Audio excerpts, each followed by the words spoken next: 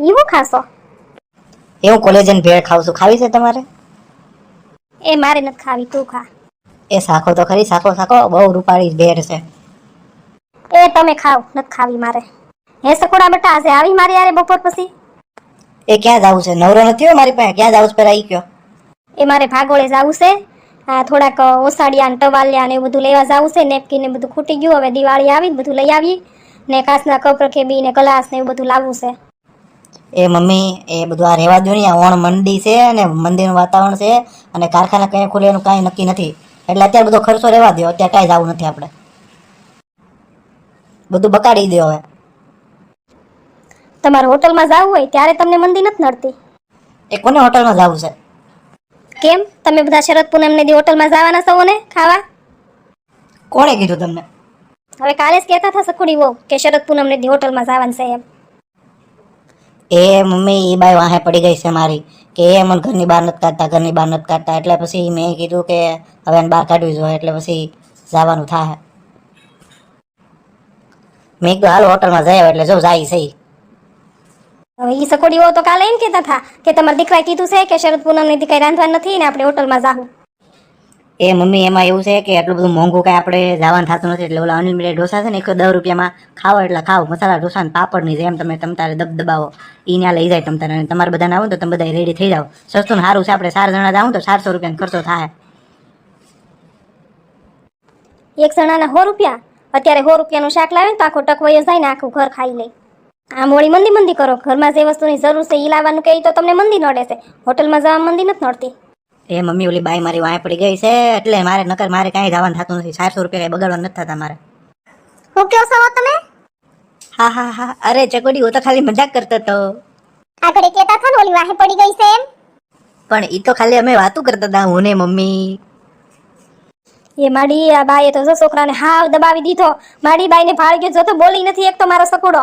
એ સકુડા, હવે તું તારા બધા નાટક મૂકી દેજે હો. આજ તું તારા નાટક ચાલુ કર. અને જો મમ્મી મારું નામ દે છે કે એ માડી બાઈએ મારા સકુડાને દબાવી દીધો.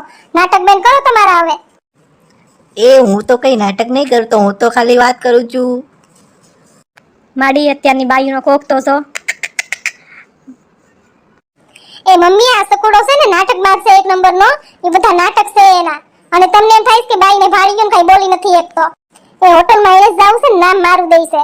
પૂછો એને. ઓય બાબા, પકડાઈ ગયા. જોયું ને? હું નથી કહેતી આ બધા નાટક છે એના. આઈ જો તો મારી સામું જો તો સકુડા. બોલો મમ્મી. કોને હોટલમાં જાવું છે? હું કહો છો? કઈ સંભળાતું નથી. થોડુંક જોરથી બોલો ને, ધીમું ધીમું બોલો છો. જોયું મમ્મી? હું નથી કહેતી આ બધા એના નાટક છે. પકડાઈ ગયા ને એટલે આ બધા એ નખરા છે, એના નાટક છે. એને જ હોટલમાં જાવું છે, નામ મારું દે છે. ઓય બાબા, પકડાઈ ગયા. જોયું મમ્મી? કેવું બોલ્યો પાછો? આ બધા જ એના નાટક છે, બધા નખરા છે એના.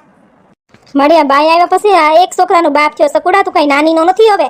આ બધા તારા નાટક ને નખરા મૂકી દે હવે. એ મમ્મી, મારે કેદુનું હોટલમાં જાવું છે, પણ તમે જવા નતા દેતા તો મારે શું કરવું પછી? એવી તમારે હોટલમાં જાવું હોય તો જ્યાં જાવું ત્યાં જાવ ને. મારું નામ કામ નહીં દેશો? મને હું કામ ને સાસે ચડાવો છો? એમની હોટલમાં જવાનો ઢૂઢો એને અને હાઈડ ને ઓ મને કરે લે.